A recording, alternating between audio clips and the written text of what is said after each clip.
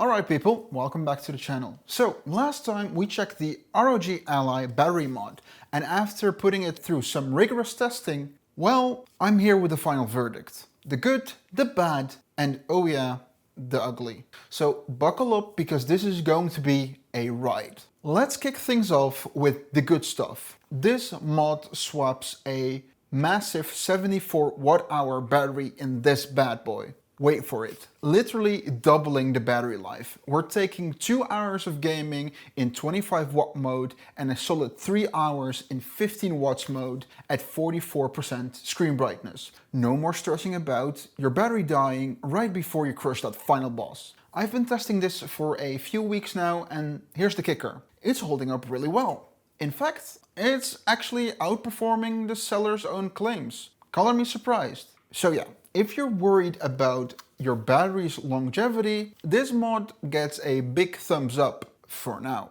Another win? Freedom. Like real freedom. You can game wherever you want without being chained up to a wall plug. Plus, I was seriously worried about CPU temps skyrocketing because the bigger battery eats up internal space. But guess what? The CPU temperatures literally stayed completely stable. No sweat, literally. But there's always a but, right? Let's talk about the bad. Installation. Oh boy, it's not for the faint of heart, people. You'll need to cut into that back cover and yeah, you'll kiss that warranty goodbye. It's a DIY project that's a little too ambitious for most folks. And then there's the RAM. It's pretty close to the battery. And while ASUS didn't throw a sensor there, I took the liberty of probing it myself. Under stress testing with IDA64, the heat spreader maxed out at a 41 degrees Celsius, which is fine for gaming. But here's the catch. Lithium-ion batteries have an optimal temperature, which is 10 degrees Celsius to 35 degrees Celsius. At around 40 degrees Celsius, your battery will start to degrade faster. It's not catastrophic, but you won't get the 700 cycles that the AliExpress seller has promised. Then there is the fast charging thing. And yeah, I'm using air quotes because fast charging only works when the device is turned on. Turn it off and it's only 45 watts. Translation, going from 0 to 100% nearly takes 2 hours. So you've got a choice, longer battery life or actual fast charging. Spoiler alert, at this point you can't have both. And now let's get into the ugly. During testing I broke the middle bottom standoff of my ROG Ally. Ouch. I don't know if it's the extra strain from the bigger battery or just me opening it up too many times. But now I'm looking at replacing the front chassis. Fun times.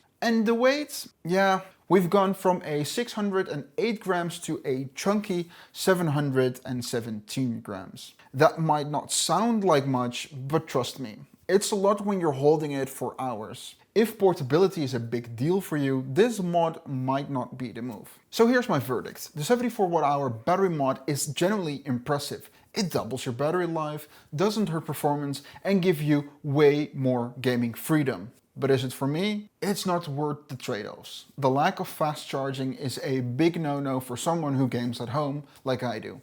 And the extra weight isn't comfortable for me at all. That's why I'm swapping back to the OEM battery. No regrets though. The mod was a great experiment. I learned a lot from it. You guys seemed also to love the video, so again, no regrets. But unless you really value longer battery life over fast charging and don't mind a heavier device, I'd say stick with a stock battery or buy a ROG Ally X. Alright, that's it from me. What do you guys think? Would you try this mod or is it too much of a hassle? Drop your thoughts in the comments down below. And hey, don't forget to smash that like button, hit subscribe. We're nearly at 500 subscribers, so yeah. And ring the bell icon if you don't want to miss any of my ROG Ally shenanigans. I thank you all for watching and I'll catch you guys in the next one. Bye bye.